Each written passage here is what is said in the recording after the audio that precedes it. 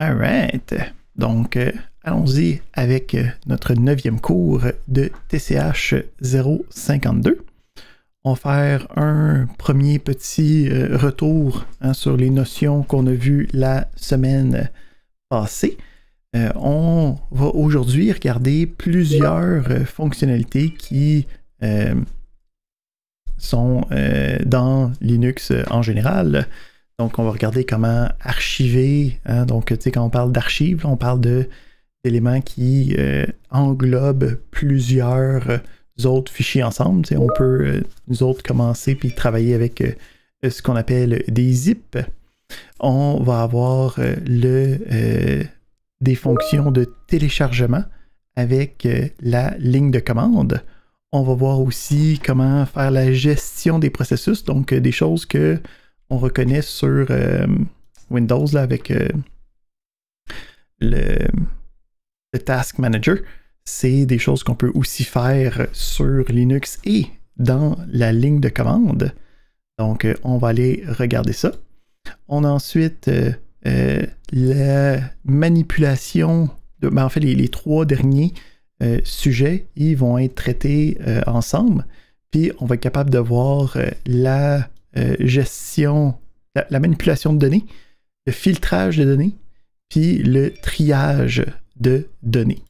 Donc, ça va être un peu qu'est-ce qui se passe avec les éléments d'aujourd'hui. Mon téléphone qui capote. Excellent. Donc, petit retour. On avait commencé à regarder différentes fonctionnalités de notre gestionnaire sur Linux. Là. Donc, on avait vu un paquet de commandes disponibles sur tout ce qui avait rapport avec les accès. Donc, on avait vu que sur Linux, tous les fichiers ont des droits d'accès. Puis, on peut gérer ces droits d'accès-là, les modifier, les valider, les voir. Donc, on avait commencé avec le principe d'utilisateur. Donc, on s'était dit que les utilisateurs doivent avoir un nom, qui vont avoir un dossier qui vient avec leur nom, donc habituellement le /home/ le nom du user. Puis les différents utilisateurs vont aussi faire partie de groupes. Donc les groupes, c'est des agglomérations d'utilisateurs. Souvent, il va même avoir un groupe qui a le même nom que l'utilisateur, juste pour qu'il soit membre d'un groupe tout seul pour qu'on puisse gérer les fichiers par la suite. On avait vu ensuite les différents droits d'accès à des fichiers. Donc, on avait vu que pour les différents fichiers, on a les droits de lecture, les droits d'écriture et les droits d'exécution. Donc, c'est comme les trois droits fondamentaux des fichiers. Puis, on avait vu qu'on avait aussi trois différents comme regroupements, parce que je ne veux pas dire groupe, parce que groupe, ça veut dire quelque chose d'autre. Donc, trois différents regroupements de ces trois droits-là de lecture, écriture et exécution. Fait qu'on avait le propriétaire du fichier, donc le file owner. On avait le groupe propriétaire. Donc, chaque fichier va avoir une assignation à un propriétaire puis à un groupe. Puis, on avait un troisième fil qui était le restant du monde, en fait. Donc, on a propriétaire, groupe, le reste. Fait que tu peux activer ou désactiver l'accès en lecture, écriture et exécution pour chacun de ces éléments-là. Parfait. Ça, c'est bon pour la gestion des droits. On avait vu le principe de recherche puis de localisation de fichiers. On avait vu Locate avec UpdateDB qui a comme sa propre base de données. Il faut comme la mettre à jour. C'est long et fastidieux, mais la recherche est rapide.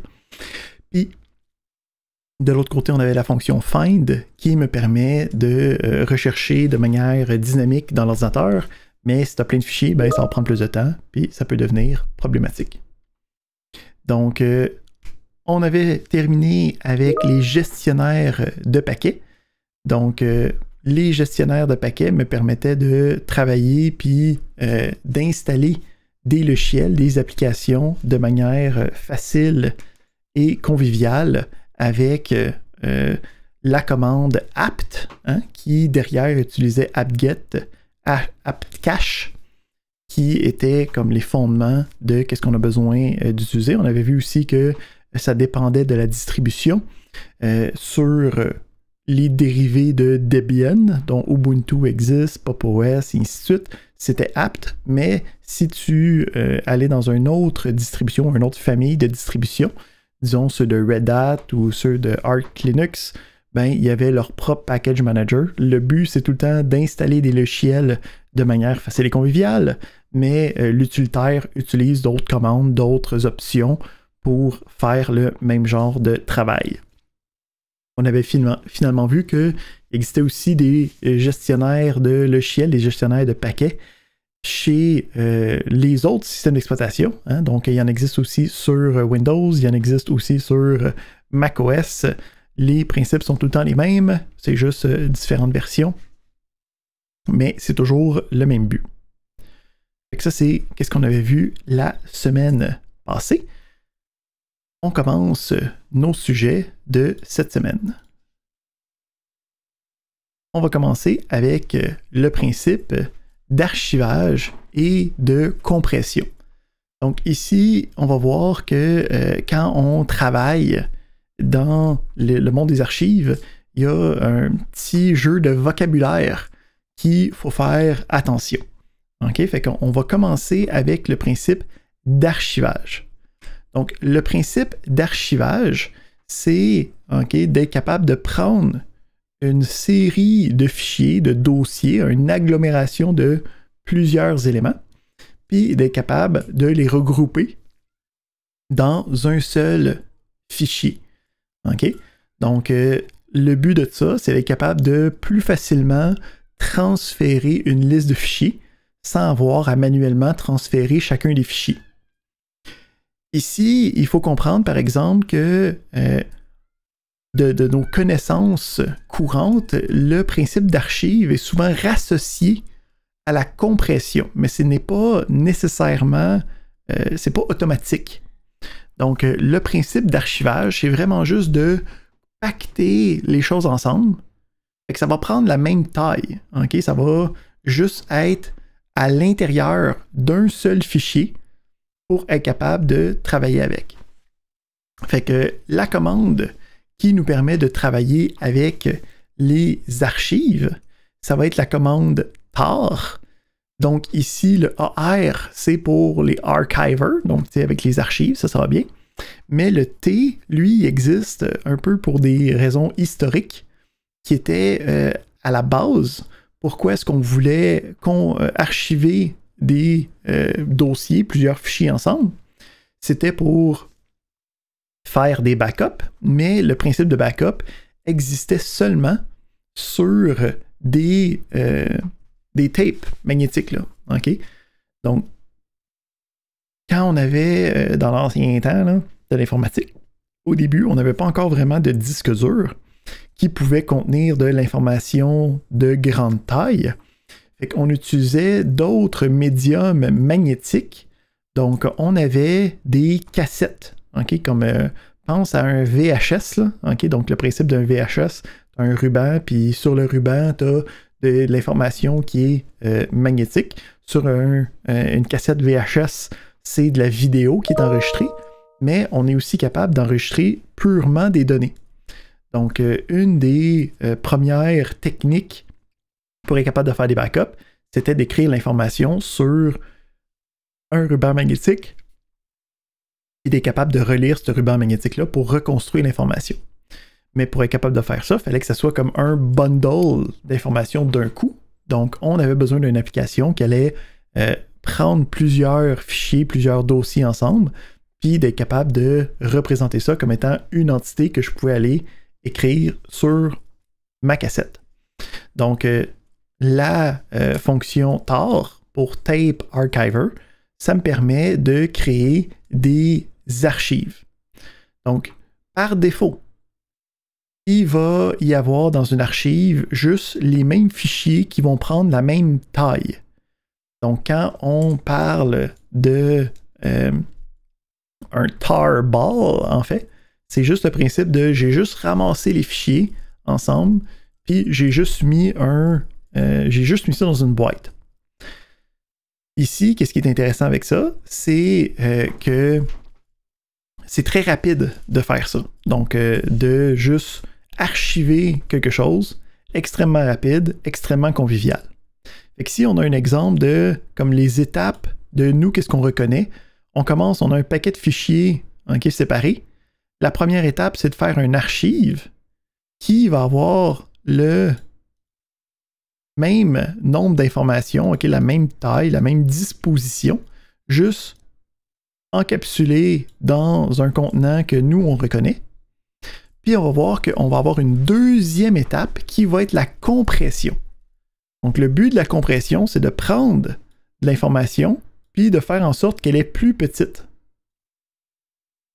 OK, donc on va parler un peu des algorithmes de compression plus tard, mais souvent, ces deux concepts-là sont juste mélangés ensemble. Hein, quand tu me dis, ben, je t'envoie un zip, le zip fait de l'archivage et de la compression en même temps. Okay, le zip va être plus petit que la somme des fichiers initiales. Puis en plus de ça, ça va être une archive qui contient tous les fichiers initiales. Fait que sur Linux, il y a différentes applications pour différentes parties du travail. Fait qu'il faut décortiquer ça un petit peu.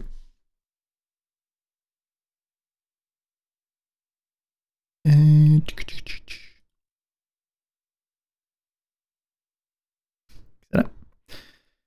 Fait qu'on va aller regarder un petit peu c'est quoi les différentes commandes de tar pour être capable de l'utiliser avec les archives. Fait que quand on a une archive, donc ça va avoir les extensions habituellement .tar. Donc on peut avoir différentes options. Puis si on veut savoir comment ça marche, comme d'habitude, on peut faire ça ici, puis le faire ça ici, puis on va avoir un. OK, donc c'est fait pour manipuler des tape archives. Fait qu'on peut avoir ici un paquet d'options. Si on regarde, OK, ben dans les options,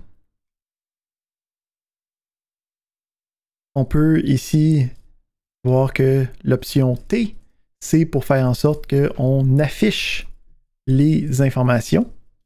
OK, quand on parle de stdout, stdout, c'est l'environnement que je suis en train de voir dans ma console. Si on continue à regarder, si mettons, on cherche le F là-dedans, en ordre alphabétique, je peux voir ici, ben, le "-f", c'est pour aller chercher un fichier spécifique. Fait que si on revient à notre exemple, on a le tar-tf, fait que "-t" pour faire afficher la liste, puis le "-f" pour le fichier, puis après ça, j'ai le nom du fichier. On peut voir ici que quand j'ai plusieurs options à mettre ensemble, je peux mettre juste un tiret, puis la liste des lettres des options pour être capable de l'utiliser. Je peux voir aussi, quand je regarde dans le manuel, j'aurais pu avoir "-f" avec le fichier, ou sinon "-" avec file. Donc, je peux avoir une version comme plus verbose pour être capable de mieux comprendre c'est quoi les options que je suis en train d'activer ou pas. Une autre chose qu'on va regarder aujourd'hui en même temps, avec ça ici, on va regarder un gentil site.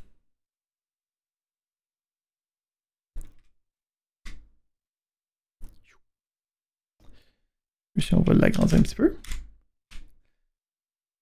Qui s'appelle TLDR. OK, donc si tu recherches là, man TLDR, tu as le tldr.sh qui est le lien vers ce site-là. Fait que le principe de ça, c'est une chose qu'on se rend compte rapidement avec le temps, c'est que quand tu regardes les manuels, les man pages, c'est considérablement long pour aller chercher l'information que tu as besoin. Puis, habituellement, quand tu utilises une commande, il y a comme 4-5 versions de la commande que tu vas toujours vouloir utiliser. Ben, le but de TLDR, hein, TLDR, c'est un acronyme de Too Long Didn't Read, donc c'était trop long, je ne l'ai pas lu. Donc, le but de ce site-là, c'est que je peux entrer une commande, puis lui va me donner une version extrêmement abrégée de qu'est-ce que j'ai besoin de savoir à l'intérieur. Fait qu'on va avoir ici, mettons que je marque tard. Hein? Donc, je peux voir ici, on a les différentes options. OK? Puis, on peut voir, OK, comment travailler avec les différentes, puis ça m'aide aussi à savoir, on peut voir que ça me donne comme une espèce de d'élément. Et voilà. On est bon avec ça. Et ici. Parfait. Oui.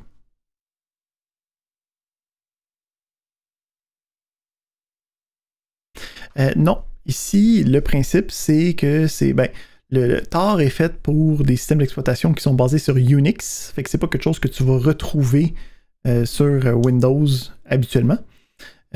En plus de ça, parce que justement, le Tor est fait pour conserver les droits d'accès des différents fichiers. Il y a une information qui est même pas gérée de la même manière sur Windows. Fait que sur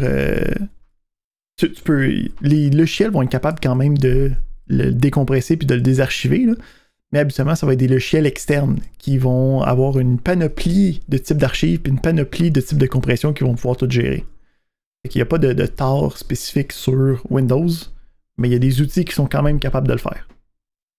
Je sais pas si ça répond à ta question ou...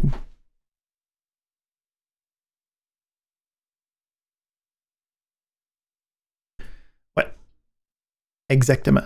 Lui, le principe, c'est qu'il se base sur des outils qui sont tous disponibles de manière libre. Là. Fait que c'est les outils que tu vas retrouver sur Ubuntu puis sur macOS, mais c'est pas des outils qui existent sur Windows, ces affaires-là.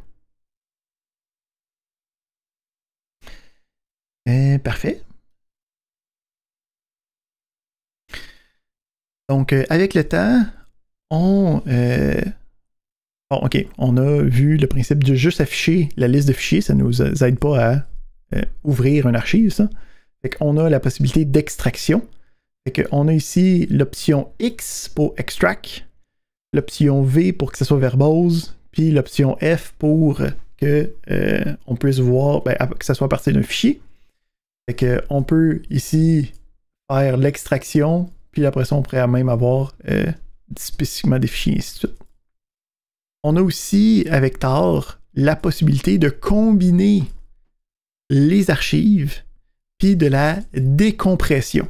Hein, fait qu'on va aller regarder juste un petit peu plus loin pour l'instant le principe de compression puis de décompression.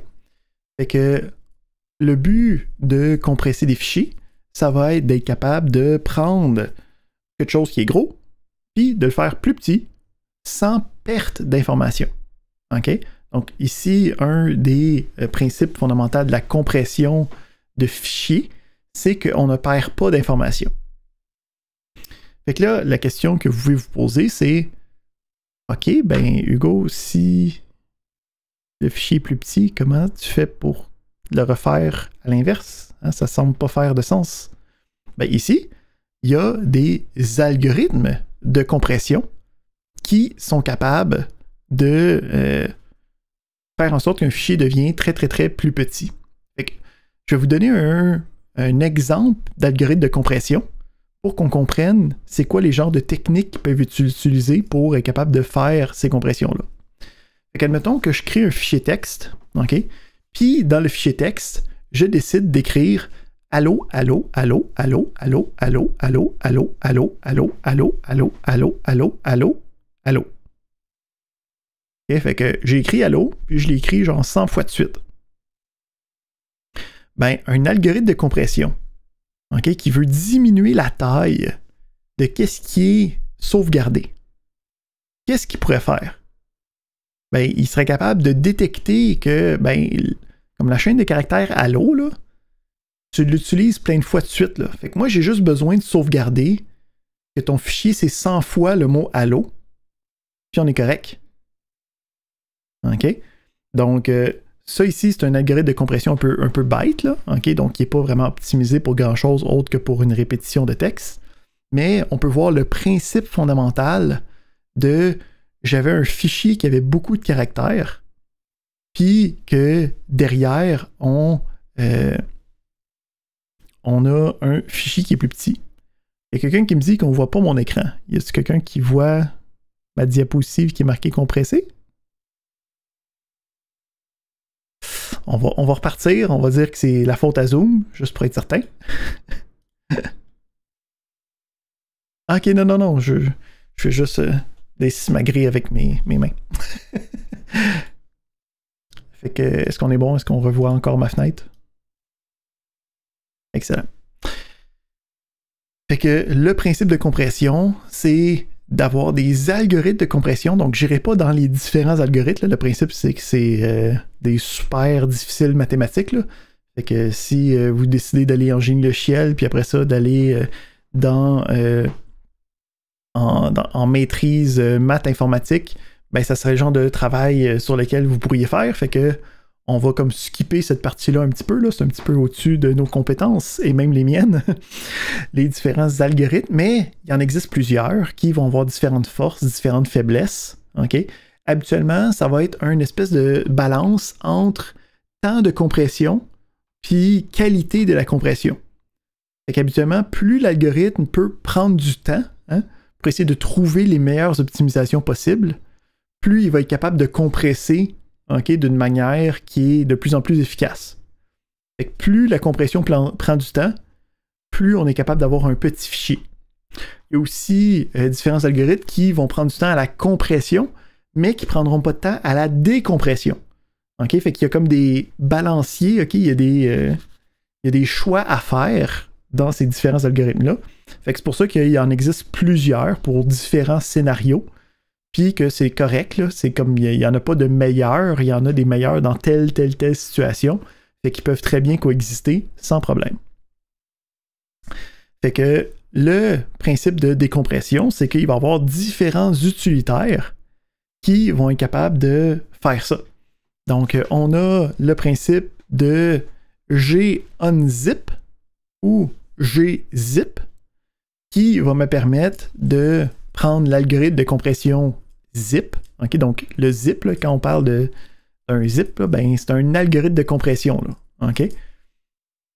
On a donc des utilitaires qui me permettent d'implémenter cet algorithme de compression et de décompression là. Fait que ce qu'on va avoir, c'est qu'on peut avoir, si on regarde la version longue, là, on peut créer une première archive. Donc, un archive, c'est un blob de plein de fichiers ensemble. Puis, une fois qu'on a ce fichier blob-là, cette archive-là, là, on peut dire, ben, fais-moi une version de cette archive-là qui est compressée. Fait qu'on a commencé, on les a blendés ensemble, puis après ça, on les squeeze, puis ça devient plus petit. Tar vient avec plusieurs options qui me permettent de gérer automatiquement la compression puis la décompression. Fait que si on revient en arrière, on a différents types d'algorithmes de compression que Tar est capable de gérer automatiquement. Okay? Donc, il y a un accès à ces autres programmes-là pour être capable de les utiliser. Fait qu'habituellement, tu vas juste utiliser Tar directement sans avoir accès au programme intermédiaire parce qu'il est intégré dans l'utilisation de Tar. Fait qu'on peut voir ici qu'on a toujours l'option X, l'option V, l'option F. Donc, X pour extract, V pour que ce soit verbose, F pour travailler sur un fichier spécifique. Puis là, après ça, on a le dernier de la gang qui va indiquer c'est quoi l'algorithme de compression ou de décompression qui va être utilisé. Fait qu'on peut voir que pour du GZ, c'est Z. Pour du BZ2, c'est J minuscule. Pour du LZMA, c'est un Y majuscule. Fait que là, ça va dépendre de l'archive que tu as. Qu'est-ce que tu veux faire avec, comment tu veux la décompresser, puis l'extraire. On est capable de faire l'inverse. Donc, on est capable de archiver des éléments avec tor. Fait qu'à la place d'être le X pour le extract, ben, ça va être un C pour le compress. C'est compress, même si c'est un archive, là, mais si tu veux. Puis, on peut faire de la compression et de l'archivage en même temps. Encore une fois, en ajoutant des lettres à nos options pour être capable de gérer ces cas spécifiques-là.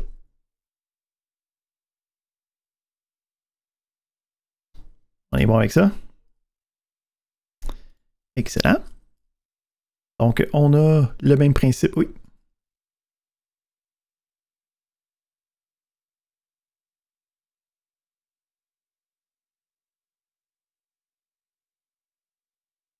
Exactement. En fait, l'algorithme ZIP, c'est un algorithme qui est propriétaire. OK? Fait que ça veut dire que c'est une compagnie qui l'a créé, puis qu'on ne peut pas directement facilement, qu'on n'a pas pu facilement utiliser. Fait que c'est pour ça qu'en fait, il y en a d'autres qui existent, comme le gzip, puis le bz2, puis et ainsi de suite.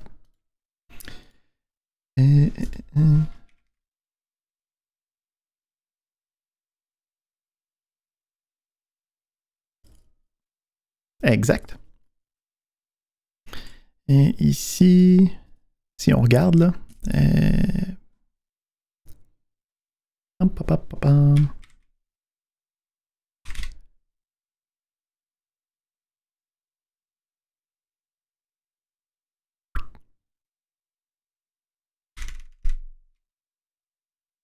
zip. OK. On peut voir que ça a été développé par PKWare Inc. OK, donc c'est eux qui ont les droits officiels de travailler avec ça. Puis, si tu veux commencer à l'utiliser quelque part, ben, il faut que tu payes la licence à eux autres ou n'importe quel logiciel qui veut l'utiliser a dû payer la licence pour être capable de le compresser ou le décompresser. Avec le temps, il y a eu du monde qui... la licence de nos jours, là, OK, tu n'as plus vraiment besoin de payer parce qu'il y a maintenant des implémentations open source qui ont reverse engineer qu'est-ce que c'était capable de faire.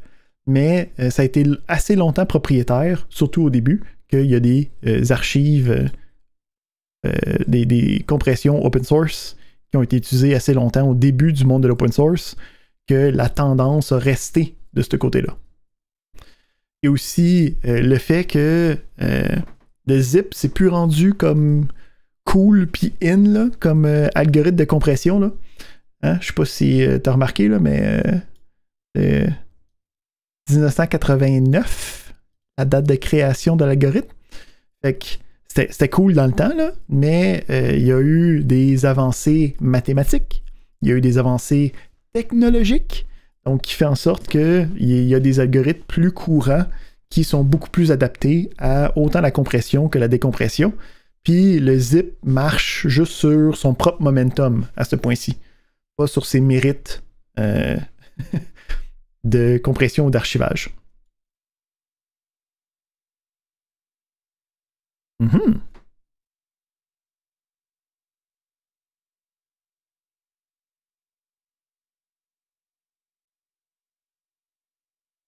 Mm-hmm.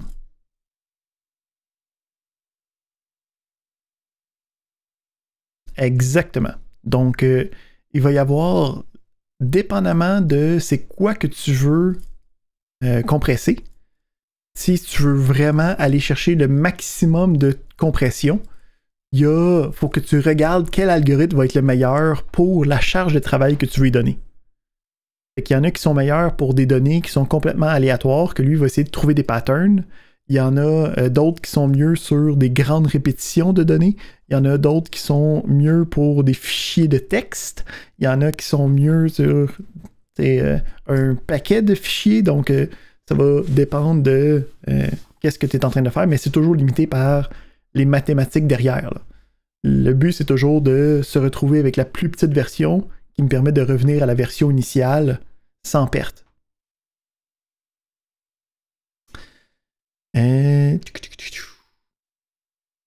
Ouais, excellent. Puis, tu sais, quand on parle des algorithmes de compression, il existe aussi d'autres types de compression possibles. OK? Donc, celle que vous utilisez le plus souvent comme compression dans votre vie de tous les jours, c'est de la compression audiophonique. Donc, le principe, c'est que des sons qui sont enregistrés directement à pleine qualité, là, avec toutes les informations à l'intérieur, c'est extrêmement volumineux. Puis, dans cette sphère-là, c'est vraiment intéressant parce que l'oreille humaine, ultimement, là, est vraiment, vraiment poche à écouter toutes les affaires qui se passent dans du son. Fait que, qu'est-ce que les algorithmes de compression font dans le monde de l'audio? C'est qu'eux, ils se permettent de laisser de côté de l'information. OK? Donc, c'est des algorithmes de compression dans le monde audiophonique qui perdent de la donnée. Fait que là, ici, c'est une toute nouvelle... C'est très novateur par rapport à ce qu'on parle, parce que là, c'est une question de combien est-ce que je peux laisser de données de côté puis que ça paraisse pas à mon oreille. Fait que c'est ça le principe de la gestion audio. C'est la raison pourquoi quand tu entends quelqu'un, mettons, parler au téléphone ou quand ta connexion commence à baisser un petit peu, puis il manque de données, hein, puis qu'il faut comme gérer le fait des manques de données, t'entends quand même quelque chose, mais c'est pas parfait. Hein? Fait que ici, on peut voir l'algorithme qui essaye de restreindre le nombre de données, puis que là, ben, la coupure commence à se faire sentir, mais c'est quand même, on peut quand même comprendre. Fait que c'est un autre domaine extrêmement intéressant de la compression avec perte. C'est pas mal ça, c'est les mêmes principes, c'est juste qu'il y a différents fichiers, mais c'est tout le temps pas mal les mêmes options pour chacun. Fait qu'il existe aussi des versions unzip et unrar, mais les zip et les rar, c'est deux algorithmes de compression qui sont propriétaires. Fait que c'est pas des choses que tu vas retrouver utilisées dans le monde open source, parce que on essaie d'utiliser toutes les versions libres des logiciels. Deuxième sujet de la journée. On a le téléchargement à travers la ligne de commande. Donc, le principe de téléchargement, c'est quelque chose que j'imagine qu'on comprend bien. Là, hein? C'est quand tu cliques sur un lien puis ça télécharge un fichier à partir de ton navigateur, c'est un téléchargement. Mais le téléchargement se fait de plein de manières différentes, en fait. Parce que quand tu, admettons, t'en vas sur un site web, que tu rentres l'adresse etsmtl.ca, lui, il faut qu'il télécharge la page web pour être capable de l'afficher. Fait que dans ta vie de tous les jours, il n'y a pas seulement les téléchargements qui se retrouvent dans ton dossier de téléchargement, dans ton dossier download. Dans ta vie de tous les jours, il y a des téléchargements qui se passent à toutes les secondes. Okay? Donc en ce moment, avec la connexion vidéo qu'on est en train de se faire, il y a un téléchargement continuel, okay? Un flux de données, en fait, qui se transfère à chaque fois que tu reçois un courriel, il y a le téléchargement de ce courriel-là. Donc, il y a tout le temps le principe de je me connecte à une adresse, je m'en vais chercher les données, puis les données s'en vont quelque part qui vont être utilisées. La majorité du temps, ces données-là ne sont pas visibles dans un fichier pour toi, sont téléchargées dans un fichier quelque part dans l'ordinateur qui est caché, là, puis qui est utilisé par l'application en cours. Mais il y a tout le temps quelque chose de téléchargé. Fait qu'on peut invoquer ces téléchargements-là avec un outil qui s'appelle wget. Okay? Donc, wget, ça me permet de faire des requêtes qu'on appelle HTTP. Okay? Fait qu'en gros, ça va faire le même travail que qu'est-ce que ton navigateur fait quand tu rentres une nouvelle adresse et que tu payes sur Enter. Mais à la place de prendre le contenu puis de le formater pour un affichage visuel, il va juste te domper ça, puis puis te donner le résultat sans trop faire attention. Fait que le principe, si on regarde de quoi ça a l'air, ben, je peux dire wget www.tsmtl.ca. J'ai pas de wget ici, on va aller sur... En fait, je peux l'installer. Avec mon package manager. Ça permet de prendre une gorgée.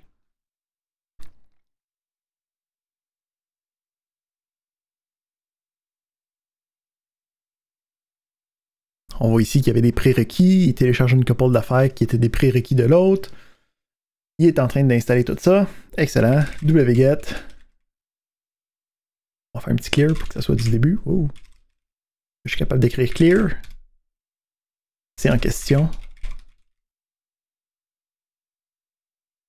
Fait qu'on peut voir ici que ça l'a été regardé, puis ça l'a téléchargé le index.html.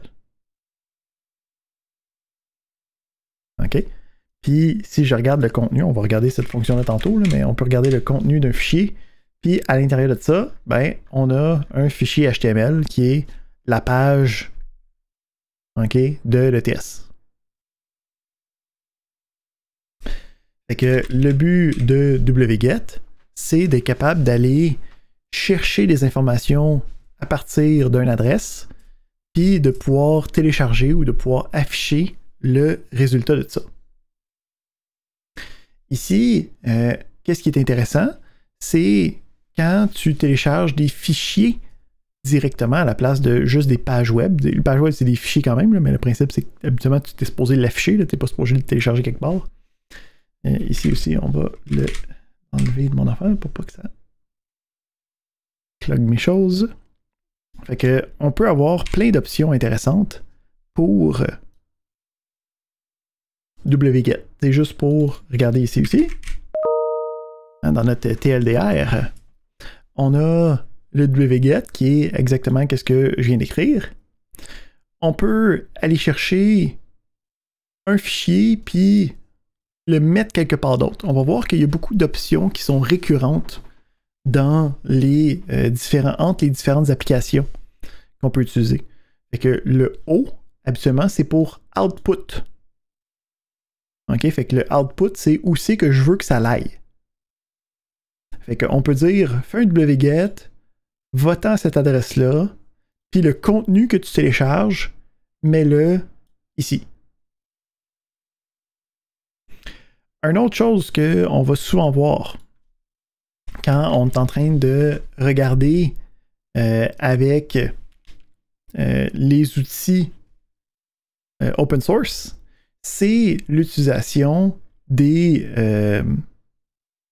variables. OK? Donc, on peut voir ici les deux variables classiques, OK, qui est fou. Et quand tu vois quelque chose qui est marqué fou, ça veut dire que c'est toi qui décides, là. OK? C'est un... ça n'a pas rien. Puis le deuxième, on a bar. OK? Puis habituellement, quand tu es mis ensemble, ça fait fou bar. Mais... c'est... quand tu vois ces éléments-là, c'est toujours le principe de... c'est toi qui décides qu'est-ce qui va là.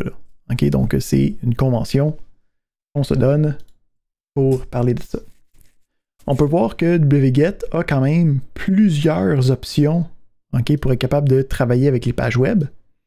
Fait on a ici plusieurs exemples. Qu'est-ce qui est intéressant, c'est que quand on s'en va sur un site, des fois, il y a des liens sur le site qui vont aller à d'autres sous-pages. Hein? Donc, on est capable de se servir de ces liens-là pour aller chercher, mettons, l'arborescence ou toutes les images d'une page, par exemple. On peut utiliser wget avec différentes options pour dire, ben, va-t'en dans le site, va regarder l'arborescence, puis commence à essayer de tout télécharger, puis mets-moi ça dans un dossier pour être capable de facilement recueillir ça sans avoir à le faire manuellement à l'intérieur. Donc, on n'ira pas dans toutes les options de wget, là, il y en a quand même pas mal. Fait que on va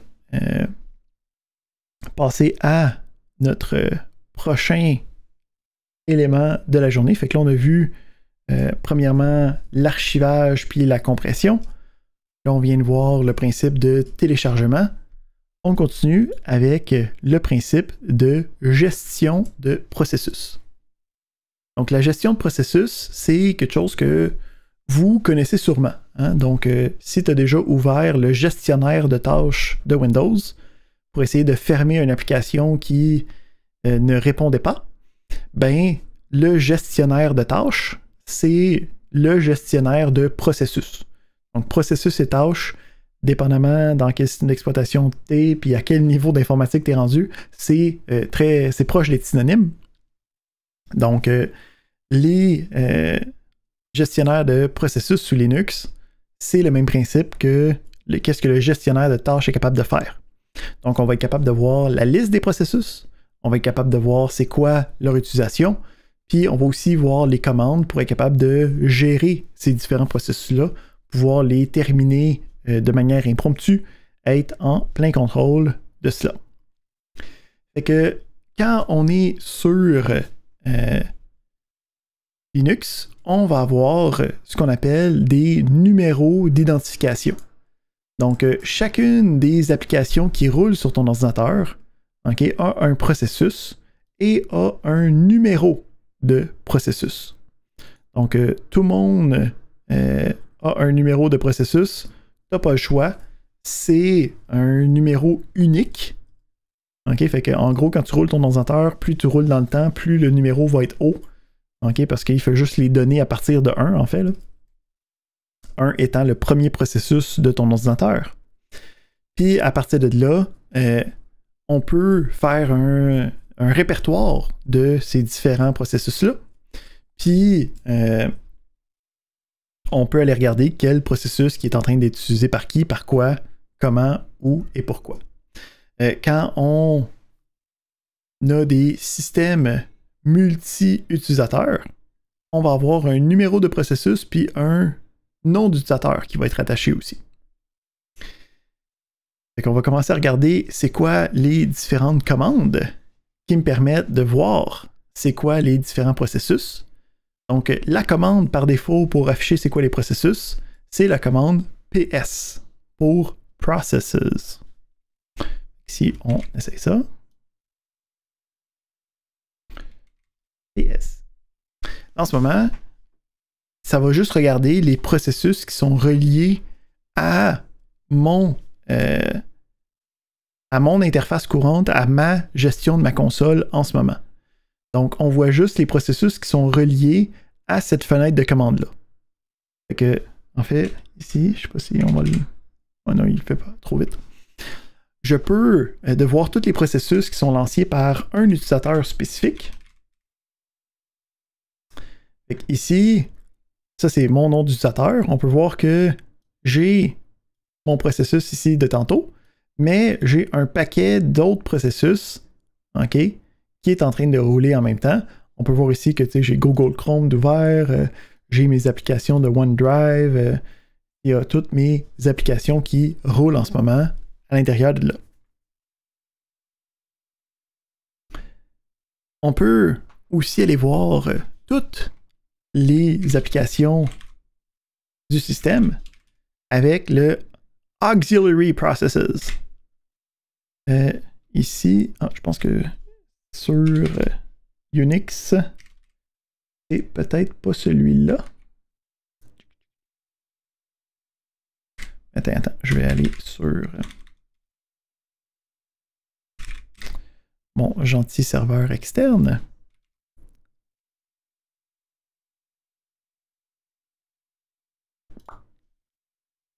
Capable d'avoir ça. Et sur celui-là, on peut voir que j'ai aussi des processus avec mon utilisateur courant, mais il y a aussi un paquet de processus qui roulent par d'autres utilisateurs. Okay, donc à gauche, on peut voir les utilisateurs. Si on retourne en haut de la liste, là, je peux voir l'utilisateur, le PID, donc le Process ID. Donc c'est un numéro d'identification unique qui me permet de dire, ben, process 1, 2, puis là, on peut voir que ça l'augmente au fur et à mesure. Puis on peut voir combien d'espace CPU, combien d'espace mémoire ça prend, quand est-ce qu'il a été parti, puis le temps d'exécution que ce processus-là a pris depuis son départ. C'est bon. Tout ça, c'est bon. Fait qu'on est capable de regarder la liste des différents processus. Il existe d'autres sous-fonctions pour essayer de mieux voir un peu qu'est-ce qui se passe à l'intérieur de nos processus. On a la commande PS3. Parce que le principe de processus, c'est que le premier processus va être capable de partir les autres processus, puis les autres processus vont être capables de partir d'autres processus, fait qu'il y a un arbre de processus à partir du premier processus qui part dans l'ordinateur. Fait que PS3 me permet de voir c'est quoi cette topologie de cet arbre-là. Là. Fait qu'on peut voir ici qu'il y a systemd qui a fait des choses, puis là ici, là, c'est juste une partie de l'arbre que ça nous affiche, mais on peut voir l'arbre qui descend comme ça. Puis on peut voir que j'avais une affaire qui s'appelle dockerd, qui est parti containerd, qui est parti docker proxy, qui est parti un autre docker proxy, et ainsi de suite. On a finalement une autre dernière commande qui, c'est elle qui s'apparente le plus en fait à notre gestionnaire de tâches, qui s'appelle top. Donc top me permet que, je fais juste top, va me permettre d'avoir un affichage interactif des différents processus et des différentes ressources que ces processus-là utilisent. OK? Donc, je peux scroller à l'intérieur. Donc, je descends avec ma flèche. Là. Je peux voir que je descends dans les processus. Je remonte dans les processus. En ce moment, sont triés par PID. Mais on a... en fait, sont triés par CPU en ce moment. Donc, on peut avoir différentes commandes à l'intérieur de ça pour être capable de changer l'ordre des choses pour savoir comment faire ça. Ben, qu'est-ce qu'on peut faire? On peut aller sur TLDR et on va marquer top. Ouais, t'as juste pas top. Tu me fais pas honneur, site web. C'est correct. On pourrait aller regarder dans celui-là, mais on peut voir ici qu'il y a quand même pas mal de d'éléments à l'intérieur. Mais on peut aller chercher.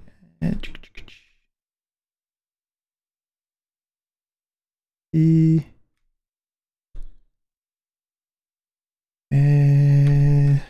vois-tu?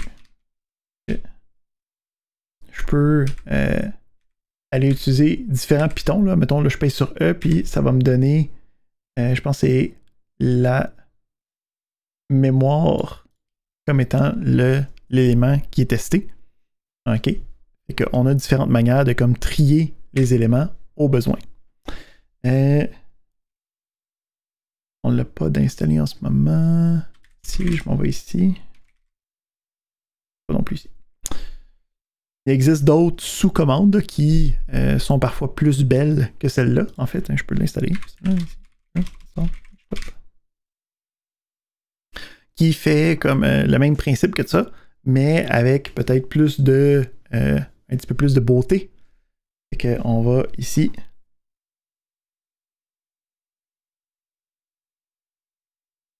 Celle-là ici, on peut voir que c'est les mêmes informations, mais avec un petit peu plus de pizzazz.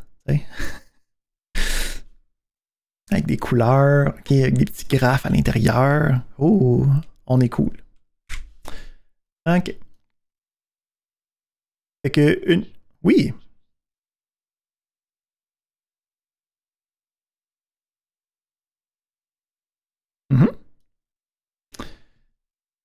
Effectivement, si on regarde, attends, si je fais ça, et je regarde rapidement, et on regarde ça ici, Puis on regarde les détails. La colonne PD.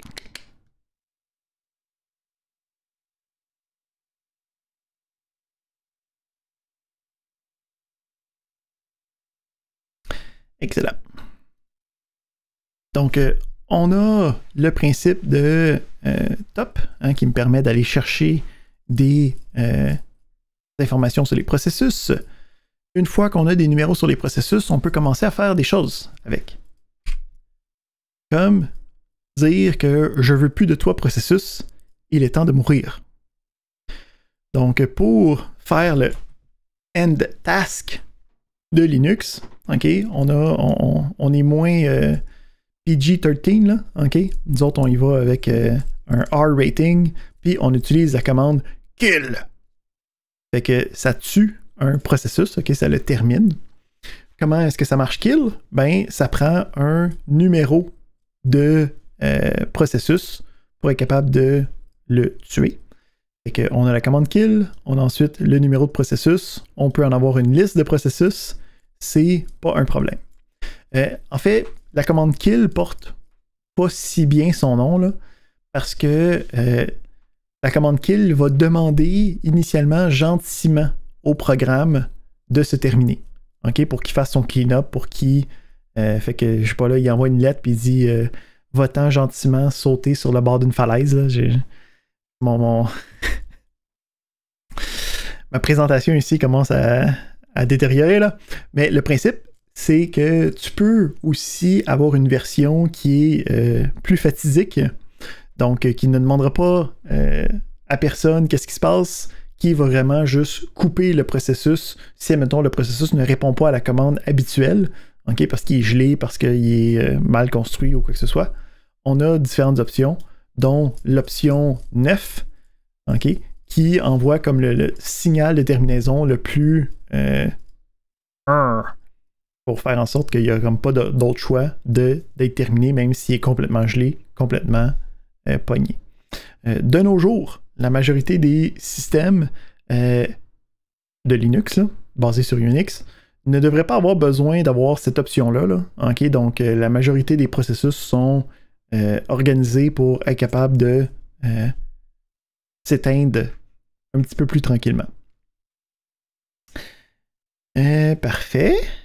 On continue dans la gestion de nos processus puis de l'ordinateur. Prochaine commande qu'on va tester, c'est la commande W. Fait que la commande W, c'est une commande qui me permet de savoir qui c'est qui est en train de faire quoi. Donc, sur W, ça va me dire, ben, on a le user Dolan qui est en train d'utiliser, OK, ces différentes commandes-là. On peut voir qu'il est en train d'utiliser W. En ce moment, je ne suis pas en train de faire grand-chose dans mes consoles, là, fait que c'est normal qu'il n'y ait pas grand-chose. Mais on peut penser que c'est derrière un outil qui était pour des systèmes multi-utilisateurs. Et que si tu es un administrateur, tu peux peser sur W. Puis là, tu peux voir que ben, Roger il est en train d'utiliser des algorithmes de compression qui faisaient en sorte que tout était slow sur l'ordinateur, sur le mainframe. Puis là, tu peux aller le voir, puis faire comme. Encore parti un autre batch de compression, là. Qu'est-ce que tu faisais? Ah, okay. Fait que on a cet outil-là. On a aussi des outils d'information du système lui-même. Donc, les deux qu'on va regarder, c'est on a le W ici, on avait uptime. Donc, le uptime, c'est un principe de ça fait combien de temps que ton ordinateur a rebooté. Hein? Donc, ici, j'ai un uptime de une journée, 22h31 minutes. Hein, parce qu'avant hier, j'ai fait mon update de macOS. Si, admettons, je m'en vais voir sur mon serveur.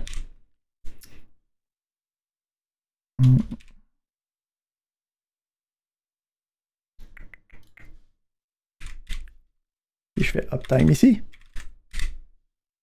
Je peux voir que lui, ça fait 6 jours, 22 minutes qui a été updaté. Je pense que c'est la semaine passée, quand on était dessus, j'ai passé un update que j'ai fait restarter en même temps pendant que j'étais là. Ça sonne comme qu'est-ce qui s'est passé. Fait que tu peux voir, ça fait combien de temps que il existe. On peut voir aussi avec le uptime qu'il y a ce qu'on appelle le load average. OK? Donc, le load average, c'est 3 nombres qui représentent la charge de travail jusqu'à un maximum. Hein? Donc, puis le principe, c'est que la charge de travail, c'est par processeur. OK? En fait, par cœur de processeur. Fait qu'on peut voir ici que dans les charges de travail, dans mon ordinateur, il y avait 1.32, 1.5, là. OK? Donc, j'ai un ordinateur à 6 cœurs, fait que moi, je peux monter jusqu'à 6.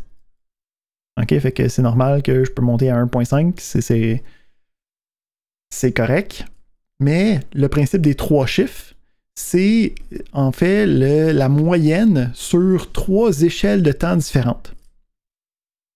Fait que quand on regarde ça, on a le premier chiffre qui est pour la dernière minute, le deuxième chiffre qui est pour les 5 dernières minutes, puis le troisième chiffre qui est pour les 15 dernières minutes. Fait que ça te permet de voir est-ce que l'ordi est très utilisé en ce moment, est-ce que ça fait longtemps qu'il est très utilisé, est-ce que comme il est chargé à full blast depuis une quinzaine de minutes. Donc ça te permet de voir est-ce que c'est vraiment beaucoup utilisé ou c'est juste un spike ou comme travailler avec ce principe-là. Alright. On a ensuite une dernière commande qui va me permettre d'aller voir c'est quoi le nom de l'ordinateur. Puis en fait, le nom du noyau de l'ordinateur. Fait qu'on a ici uname-a qui me permet d'aller chercher le nom du noyau. Fait que ici, on peut voir que c'est un Linux 5.11.2. Là, je suis sur ma machine externe qui roule Linux. Si je fais ça sur ma machine avec macOS, je peux voir ici que le nom du noyau de macOS, il s'appelle Darwin. Donc, c'est le Darwin kernel qui roule sur mon ordinateur. Et je peux voir en ce moment que je roule sur une architecture 64 bits. Hein? Donc, un processeur d'Intel en ce moment. Si tu as un processeur à un ton M1, hein, qui est le fancy new thing, ben, ça sera sûrement pas marqué x86-64 ici, si tu fais uname-a sur ton ordinateur. Alright. Je pense qu'on est bon pour une petite pause. Puis en revenant de la pause, on va regarder notre prochain sujet qui va parler de la manipulation des données. Fait que on va prendre une petite page. On va se mettre un petit timer. Oui!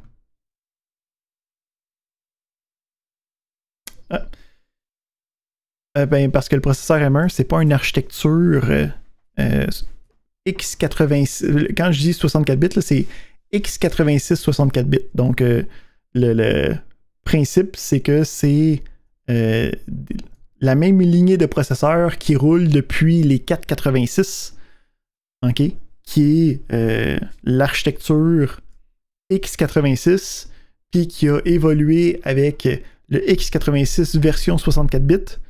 OK, donc les M1, c'est une nouvelle architecture. En fait, c'est une architecture ARM, là, mais le principe, c'est que c'est pas. Il n'y aura pas le x86. Ça, c'est. Et OK, on va cliquer sur des choses pour avoir un petit timer.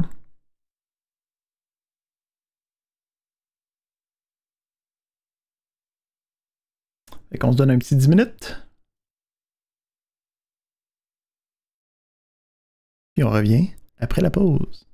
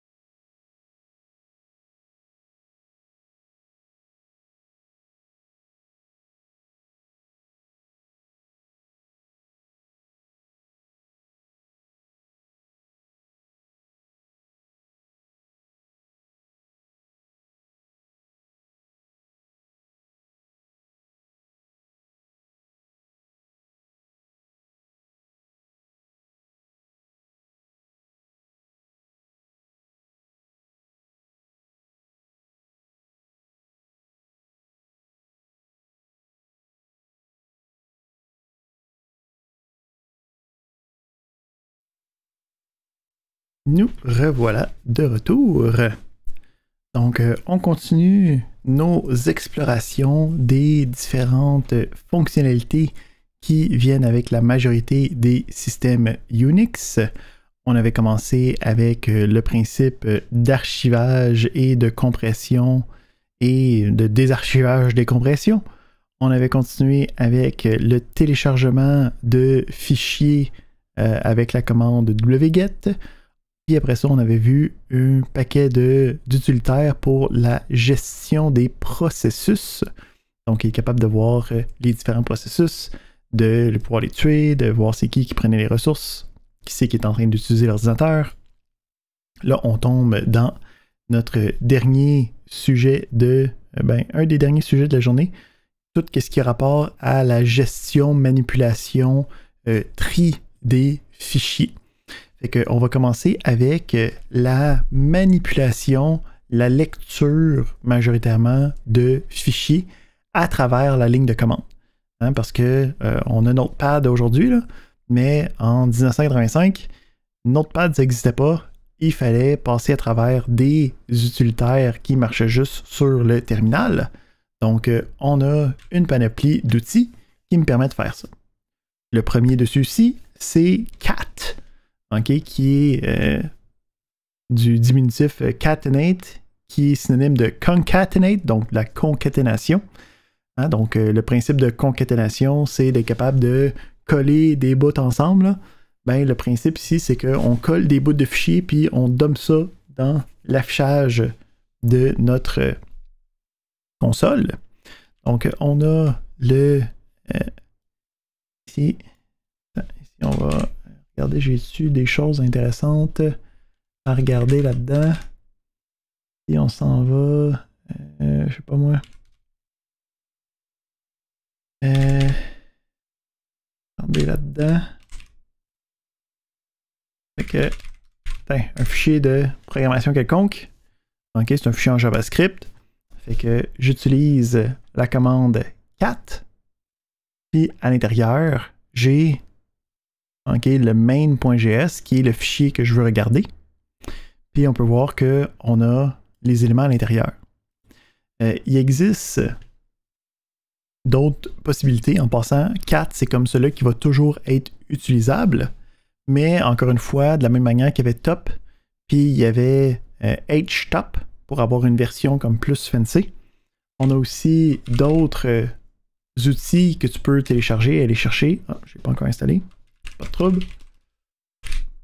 OK, fait qu'à la place de cat, on a bat. Pourquoi bat? Parce que c'est une lettre à côté du C de cat, c'est ça la joke. OK. Fait que pour celui-là, il va avoir, encore une fois, de la gestion de numéro de ligne. Il va avoir ici de la gestion par rapport à un utilitaire de versionnage de source. Ça nous dit c'est quoi le fichier, puis on a aussi un affichage qui est un petit peu plus comme tangible en tant qu'être humain. Là.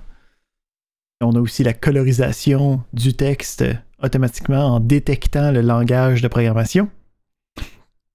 Donc, on est capable d'avoir des utilitaires qui sont capables de faire ça. Fait que cat est quand même capable de faire plusieurs fichiers d'un coup. Donc, si je mets plusieurs fichiers, ben il va juste les concaténer. Hein? Donc, c'est ça le principe de la chose. Donc, on est capable de juste le fichier dans mon terminal. Mais ici, admettons, je regarde la app.vue, il est quand même assez long. Fait que souvent, qu'est-ce qui va se passer? C'est que je vais vouloir aller traverser le fichier là. C'est moi qu'il faut qu'il travaille au travers, et ainsi de suite. Donc, on va avoir d'autres commandes qui vont me permettre de travailler puis de bouger dans le fichier. Fait que une de ces premières commandes-là, c'est le more, qui va me donner comme une version initiale, puis qui va me permettre de descendre à l'intérieur en ayant dans ma page, dans ma fenêtre du terminal, le contenu complet. OK? Donc, on a ça qui est capable de faire ça. Donc, More, c'est une version qui est arrivée très très tôt dans le monde de Linux, à peu près en même temps que Cat. Puis, il y a certaines lacunes à l'intérieur du logiciel. Là, donc, si c'est en train de travailler avec des très gros fichiers, ça peut commencer à être difficile. Fait qu'il y a quelqu'un qui a décidé de faire une meilleure version de More. Puis, en programmation, c'est un petit peu des fins finaux, là. Fait qu'il a décidé de nommer ça Less. Fait qu'on a More, puis on a Less. Hein? Donc, More, c'est plus, Less, c'est moins. Fait que c'est le même principe à l'intérieur. C'est juste que cette version-là permet de... avoir des fonctionnalités additionnelles. Okay? Tu peux faire de la recherche à l'intérieur. Okay? Il y a aussi, c'est plus efficace comme programme. Donc, il y a des outils qui sont intégrés à Less qui ne sont pas disponibles avec More. Fait que même si le programme s'appelle Less, il est capable de faire plus que le programme qui s'appelle More. C'est pas moi qui décide. Moi, je fais juste l'enseigner. Donc, pour continuer dans la gestion puis la manipulation de fichiers, souvent, qu'est-ce qui va se passer? C'est que je veux juste avoir le début du fichier. Hein? Fait que si je veux juste le début du fichier, si mettons je fais 4 avec mon app.view, ben si je veux le début du fichier, il faut que je remonte pour être capable de voir qu'est-ce qui se passe. Fait que si je veux juste le début du fichier, je peux utiliser la commande head qui va me donner la tête du fichier. Donc, par défaut, si je fais clear, je fais head, ça va me donner les 10 premières lignes de mon fichier. Je peux modifier cet élément-là avec l'option N.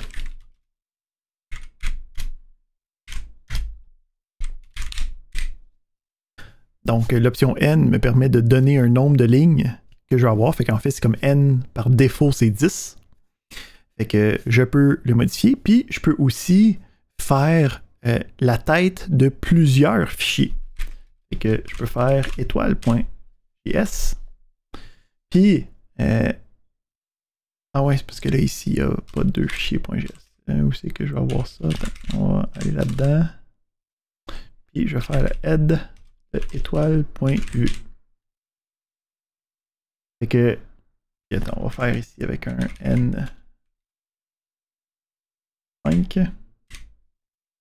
Fait qu'on peut voir ici qu'il me dit, ben, tu as un premier fichier qui s'appelait button.vue, il y a du code à l'intérieur, puis tu avais un deuxième fichier qui s'appelle helloworld.vue, puis il y a un deuxième contenu à l'intérieur. Fait que ça me permet de facilement répertorier le début de plusieurs fichiers.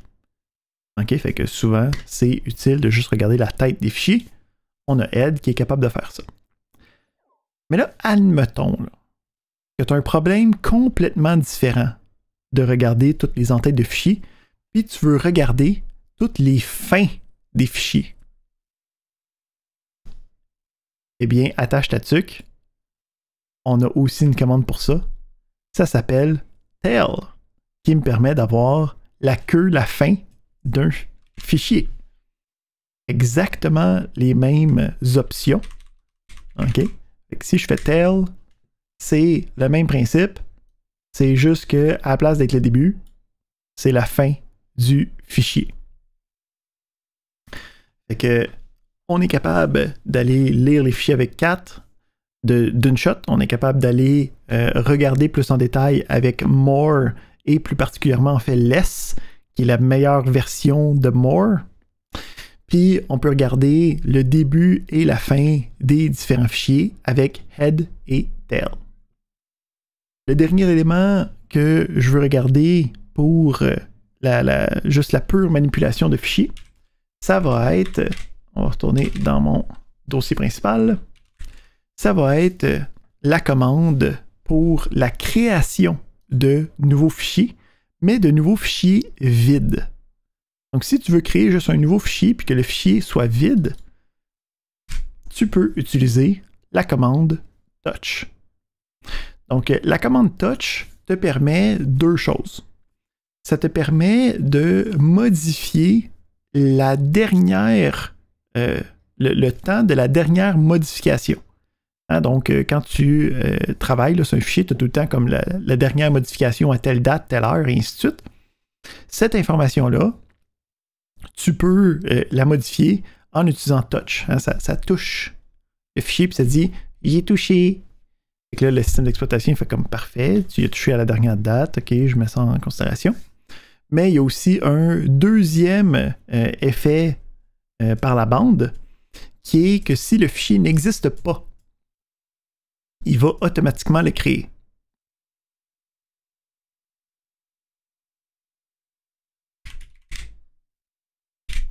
Oui.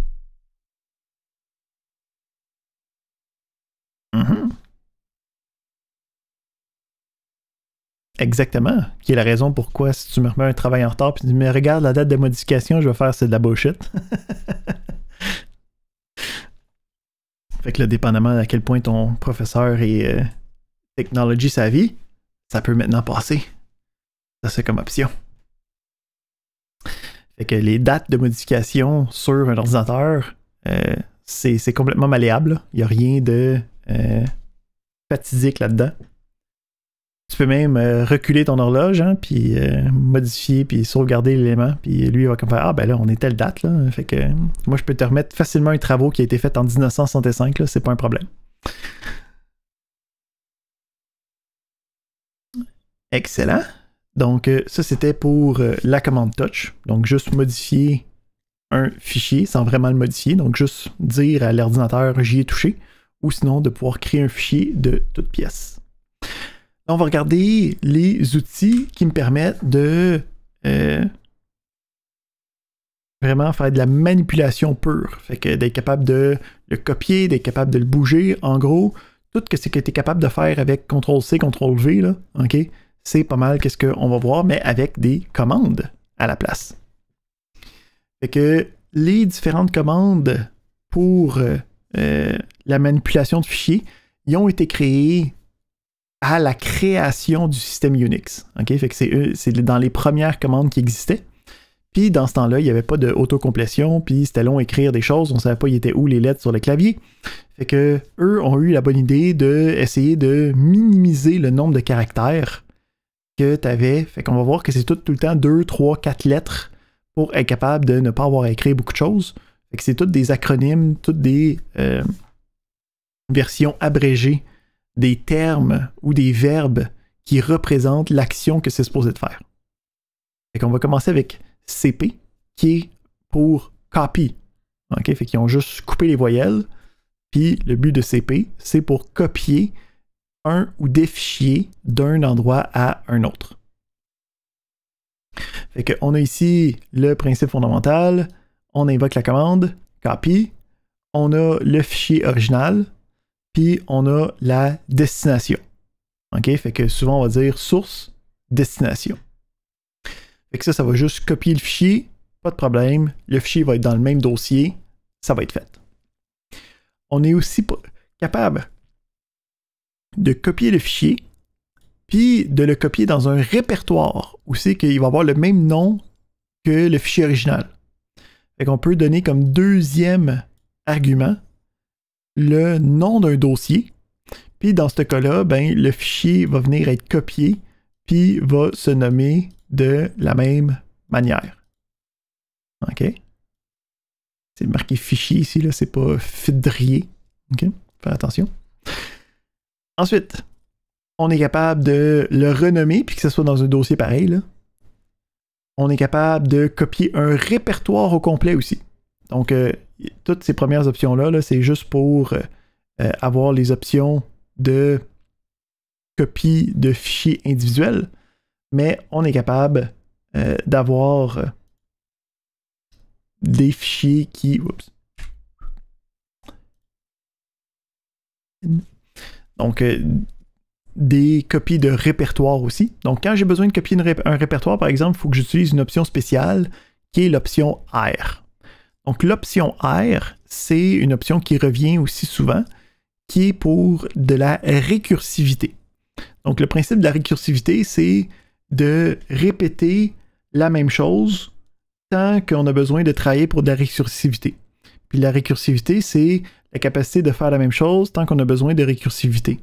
Mais la récursivité, c'est la chose qui permet de répéter la même chose tant qu'on... Ici, ça continue, hein, tant qu'on en a des enfants et ainsi de suite. Donc, si on a un répertoire, peut-être qu'on a des sous-répertoires, peut-être qu'on a plein de fichiers, fait que le principe de faire plein de copies, c'est le principe de la récursivité. Fait que on utilise l'option de récursivité, puis on dit le dossier source, puis le dossier de destination, pour être capable de dire, ben, prends tout ce qu'il y a là, puis va le copier là-bas. On est capable aussi d'utiliser ce qu'on appelle des wildcards. Donc, d'être capable de mettre de la complétion automatique pour avoir n'importe quel élément le remplaçant. Donc, on peut utiliser l'étoile pour représenter n'importe quoi de qu'est-ce que tu veux. Fait que si on regarde ici, ça va aller regarder dans le dossier courant tous les fichiers qui commencent, qui se terminent par MP3. Hein, fait que n'importe quoi pour l'étoile, suivi de MP3. Puis tu vas prendre tous ces fichiers-là, puis tu vas aller les mettre dans le dossier MP3. Il va tous les copier avec juste une seule commande. On peut aussi copier des fichiers dans l'autre sens. Fait qu'on peut dire commence par FI, puis n'importe quoi qui commence par FI, puis qui aille n'importe quoi après, va le mettre dans le dossier ici. Fait que la commande copy me permet de prendre un fichier déjà existant, puis de le copier à quelque part d'autre. On peut copier plusieurs fichiers en même temps. On peut copier des dossiers. On peut copier le fichier dans un autre répertoire qui a le même nom, qui n'a pas le même nom. Donc, très versatile par rapport à tout ce qu'on peut faire par rapport en copie. On a une autre commande qui est calquée avec les mêmes options, avec les mêmes possibilités, qui va faire exactement la même chose, mais à une différence près. Fait qu'on avait copy, ben là, on va avoir mv, qui est pour move, hein, MV. Fait que move, déplacer les choses. Ça va être le même principe de la copie. Ça prend une source. Ça prend la source, puis on a une destination où c'est que ça s'en va. C'est juste que ça ne sera pas copié. Ça va être bougé. Hein? Fait qu'à la place d'être un CTRL-C, CTRL-V, c'est un CTRL-X, CTRL-V. Hein? C'est un cut. Donc ça l'enlève de son emplacement initial, puis ça fait juste le déplacer dans le nouvel emplacement. Mais toutes les options restent pareilles.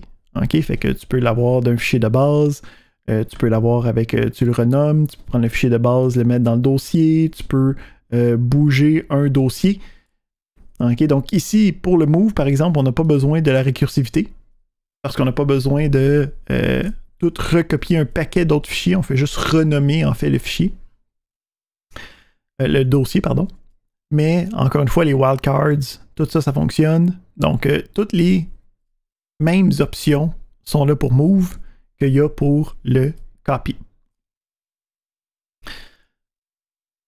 On va travailler aussi avec la création de dossiers. Donc, on peut avoir le mkdir. OK, donc MK pour make, puis dir pour directory.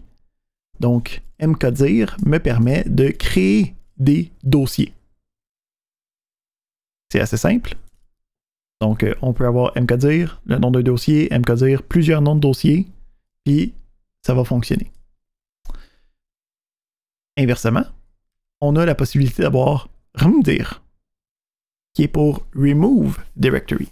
Donc, rmdir, on va voir que c'est pas très souvent utilisé parce qu'il y a un requis qui est quand même assez limitant, qui nous dicte que pour utiliser rmdir, il faut que le répertoire soit vide. Donc, on va voir que pour supprimer, mettons, un dossier qui a des fichiers à l'intérieur, on va utiliser une autre commande. Mais si on a des répertoires vides, on peut utiliser rmdir pour être capable de vider ces répertoires-là. On continue. Dernier, mais non le moindre, on va avoir rm pour remove. Hein, donc rm pour remove, supprimer.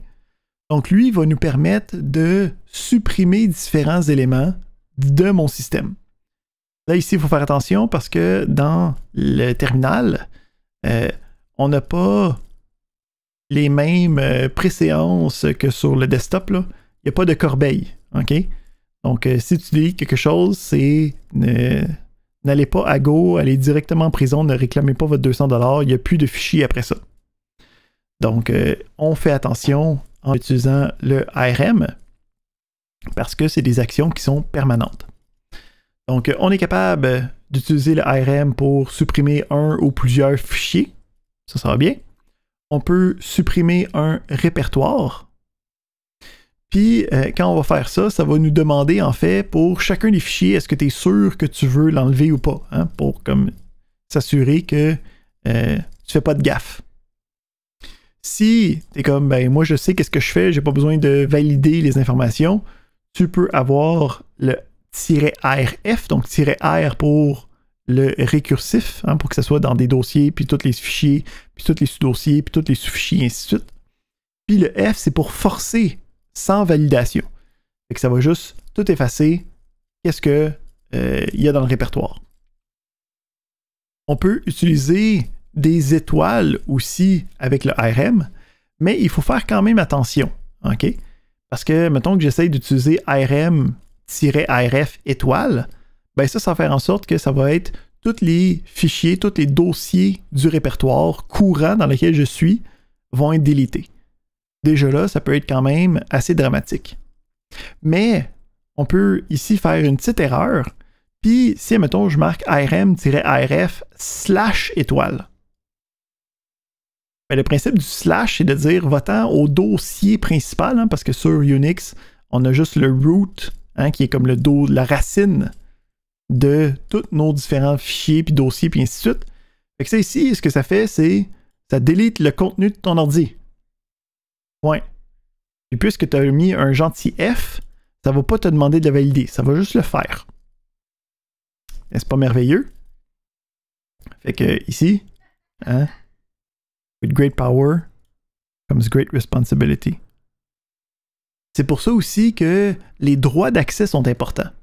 Donc, en tant qu'utilisateur, si j'essaie de faire ARM-ARF/étoile, ça va me dire Access Denied. Tu n'as pas le droit de faire ça, tu n'as pas les accès pour aller dans les dossiers de base.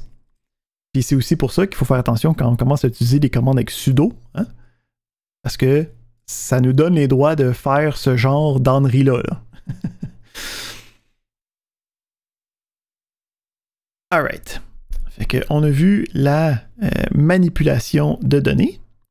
On passe à notre prochain sujet, qui est le filtrage de données. Donc, le filtrage de données, ça va être intéressant parce que ça me permet de commencer à faire des choses intéressantes dans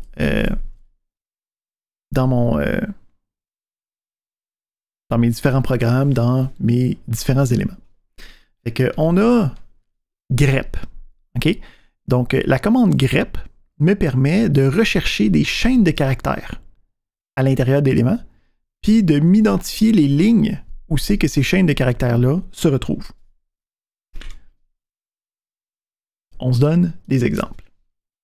En train d'écrire des choses. Bon, je regarde ça ici. Là. OK? Donc ici, j'ai un log d'erreur quelconque. Il se passe des choses là-dedans. Là. OK? C'est un méga log d'erreur. Mais je sais que dans ce fichier-là, j'ai la possibilité d'avoir des termes comme, mettons, sigterm, qui me permet de trouver qu'est-ce qui s'est passé qui était problématique. Si je regarde mangrep, je peux voir ici que j'ai grep. Je vais avoir ce que je recherche. Là, il y a un paquet d'options là, que nous, on ne touchera pas. Il y a ce que je recherche, puis le fichier que je veux trouver quelque chose à l'intérieur. Fait que ici, je peux faire grep, je cherche sigterm, puis je regarde mon log. Puis là, je peux voir qu'il a trouvé une ligne où c'est que c'était marqué sigterm, puis là, je peux voir que c'était la libjvm, puis là, je peux peut-être aller soutirer d'autres informations de ça. OK? ou si, admettons, j'ai un fichier avec plein de données, puis là, moi, je recherche, admettons, un numéro d'utilisateur spécifique, ben, j'ai pas besoin de l'ouvrir quelque part, j'ai besoin de faire grep, ça va me donner la ligne, puis ça va fonctionner directement. Fait que là, ici, admettons, je peux voir, OK, ben, je peux voir qu'il y a la libjvm, admettons, qui travaille avec ça. Fait que je me dis, OK, ben, j'aimerais ça voir tous les endroits où c'est qu'il y a la libjvm. Puis là, je peux voir qu'il me répertorie tous les endroits où c'est que ce mot-là existe sur une ligne. OK, donc on voit ici que c'est un outil très, très, très performant pour être capable de retrouver des chaînes de caractères à l'intérieur de fichiers. Donc, grep, très intéressant.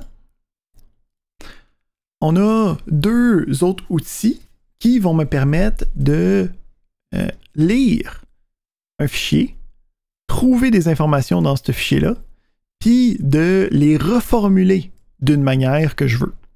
Fait que pour bien voir ça, on va regarder. Je veux...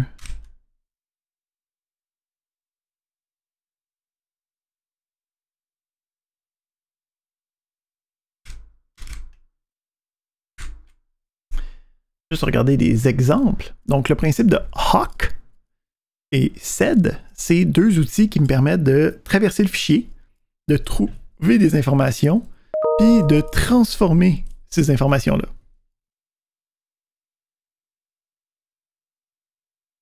Fait que le principe, c'est qu'on a Hawk, on a le fichier, puis après ça, on va avoir une commande que lui, à l'intérieur, il va avoir comme une espèce de mini-syntaxe, comme un mini-langage de programmation, qui est capable de dire, ben, j'ai différentes lignes, j'ai différentes colonnes qui sont séparées, mettons, par des espaces, puis moi, je veux être capable d'aller chercher les informations. Fait qu'on a ici des exemples où c'est que je peux aller dire, va dans le fichier, puis va me chercher toutes les lignes qui a des 2 dedans. OK, donc ici, il faut connaître la syntaxe de Hawk et SED, là, qui n'est pas nécessairement intuitive, mais les choses que tu peux faire, c'est dire, va dans le fichier, va regarder tout ce qu'il y a le numéro 2 dedans, puis va me chercher la première colonne de chacun de ceux-là. Fait que mettons ici, j'essaye ça. Sur le fichier, il me semble que j'avais des 2 quelque part. Je vais regarder si ça fonctionne.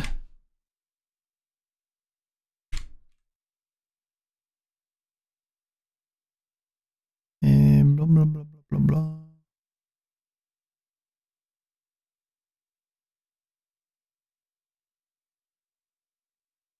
Ah oui. C'est moi qui n'ai pas capable d'écrire. C'est ici.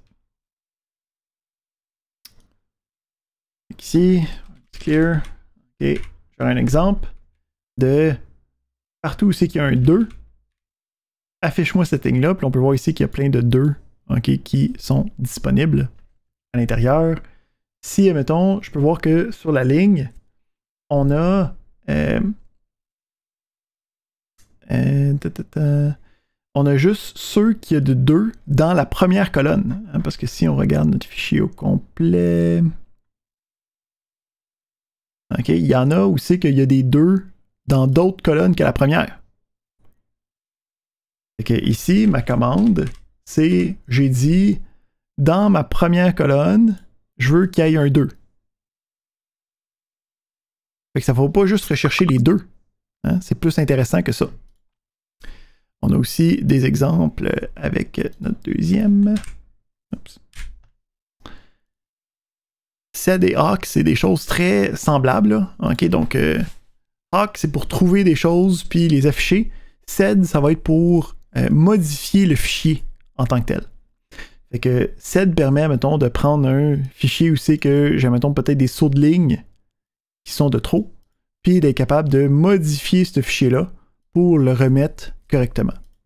Encore une fois, ça a une syntaxe qui est pas du tout intuitive. Okay? Dans ce temps-là, il ne savait pas c'était quoi la lisibilité.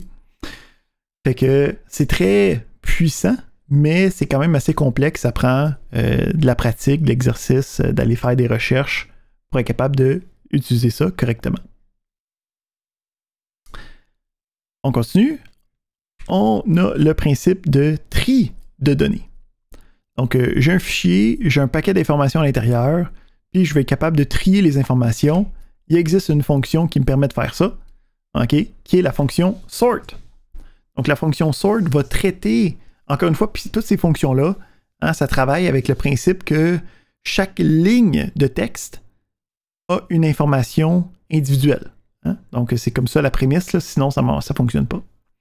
Donc, sort va prendre chacune des lignes, puis me permet de les trier. Donc, on peut trier avec sort de manière alphabétique. Si on a besoin, on peut aussi trier de manière numérique avec l'option "-n".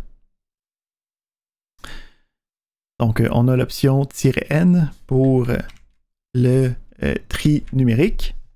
On a aussi, avec sort, c'est pas mal ça, là. Donc tu peux trier les fichiers, ça regarde le contenu, ça le trie soit par alphabétique ou numérique. Mais là ici, si je commence à penser à mes affaires, là, on va voir où c'est qu'on s'en va avec le scripting. C'est si on combine plusieurs de ces différentes fonctionnalités-là ensemble. Là.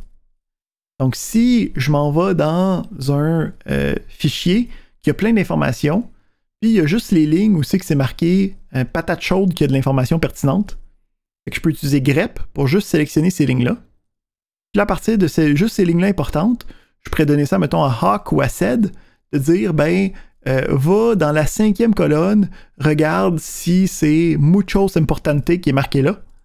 Puis, si c'est le cas, là, affiche-moi les résultats. Puis ces résultats-là, à la fin, je veux qu'ils soient triés pour voir comme une liste de nombres quelconque qui est possible. Fait que si, pour être capable d'enchaîner ces différentes fonctionnalités-là, il va falloir être capable de comme les invoquer une après l'autre. On va voir qu'on a des capacités pour être capable de faire ça, ou on va aussi avoir des scripts qui vont ressembler à des petits programmes là, qui vont être avec plusieurs instructions qu'on va pouvoir utiliser. Dernier outil pour de la recherche des informations sur les fichiers texte, on a WC, ou WC, un diminutif de Word Count. Donc, Word Count te permet d'aller chercher le nombre de lignes, le nombre de mots, puis la taille du fichier, le nombre d'octets automatiquement. Donc, si tu fais juste Word Count, ça te donne le nombre de lignes, le nombre de mots, le nombre d'octets, puis ça te redonne le nom que tu as besoin de retrouver. Puis tu peux les utiliser. Tu peux même avoir le nombre de caractères, tu peux juste avoir le nombre de lignes, juste le nombre de mots. Donc, encore une fois, il y a un paquet d'options qui est disponible. Dernier petit élément, les varias. Donc ça, c'est comme les autres éléments qui ne tombent pas dans aucune des catégories, mais qui reviennent assez souvent. Donc, on va avoir le principe de flux de données. Donc, je vous ai dit, ça serait intéressant de prendre le résultat d'un élément, puis de l'envoyer dans un autre programme. Bien, pour être capable de faire ça, on va être capable d'utiliser ce qu'on appelle les pipes. OK? Donc, la barre verticale, c'est comme pour faire des ou en C. Là. Donc, ça me permet d'écrire une première commande, puis le résultat de cette commande-là va être envoyé dans une autre commande que je vais écrire. Donc ça fait que c'est ça qui fait en sorte que c'est extrêmement puissant en fait. Puis ça, c'est pas disponible, mettons, genre sur Windows, sur autre que les terminals de Unix. Fait que ça, c'est vraiment une des sources des plus grandes forces des terminaux qui sont basés sur Unix, d'être capable de passer de l'information d'une place à l'autre. Donc, on est capable de passer l'information comme si c'était un paramètre d'entrée, mais on peut aussi passer l'information pour l'écrire dans des fichiers directement. Donc, on peut avoir des plus grands que qui va me permettre de prendre une commande, prendre le résultat, puis l'écrire dans un fichier quelconque. Fait que si je reviens ici, puis j'ai ma commande avec ça ici. Admettons que ce résultat-là, là, je veux le garder quelque part pour pouvoir l'envoyer dans un courriel ou le sauvegarder. Fait que ce que je peux faire, c'est le résultat de ça.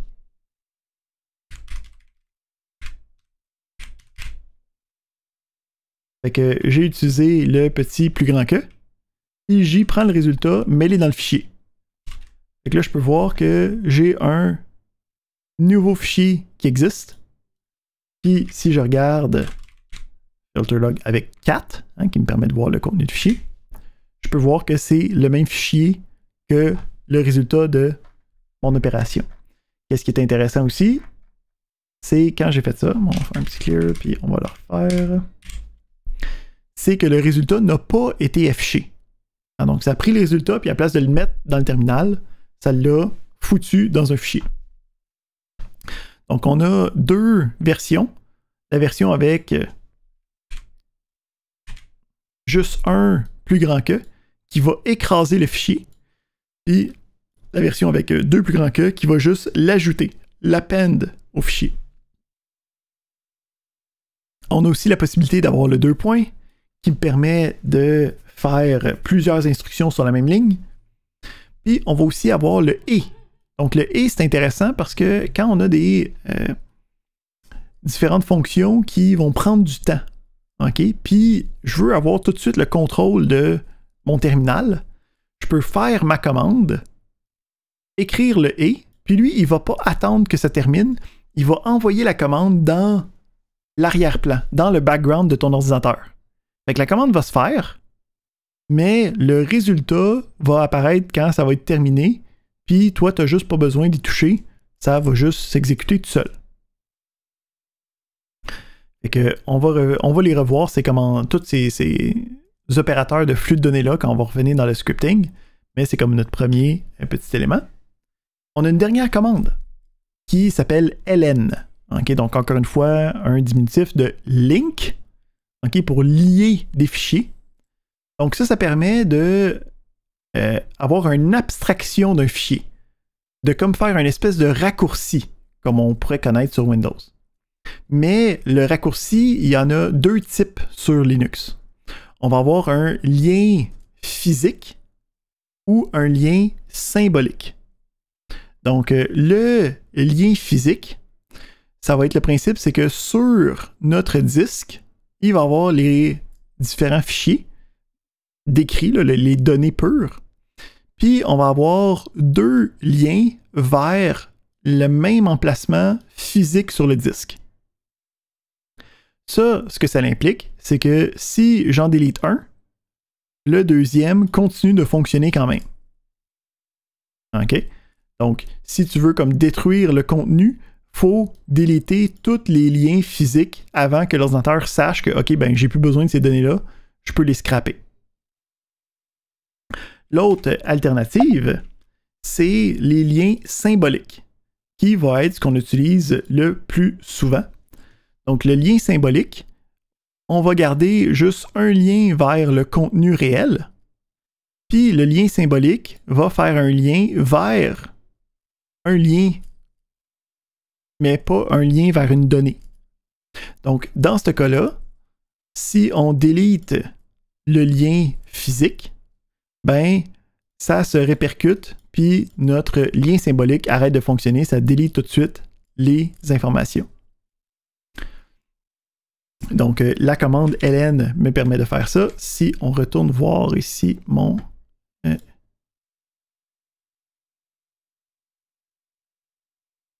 little deer. Et on regarde le ln. On va voir que on peut créer des liens physiques ou qu'on appelle des liens durs, okay, des hard links, en utilisant la commande ln. Ou sinon, on peut faire un lien symbolique avec l'option -s. Okay, pour symbolic link.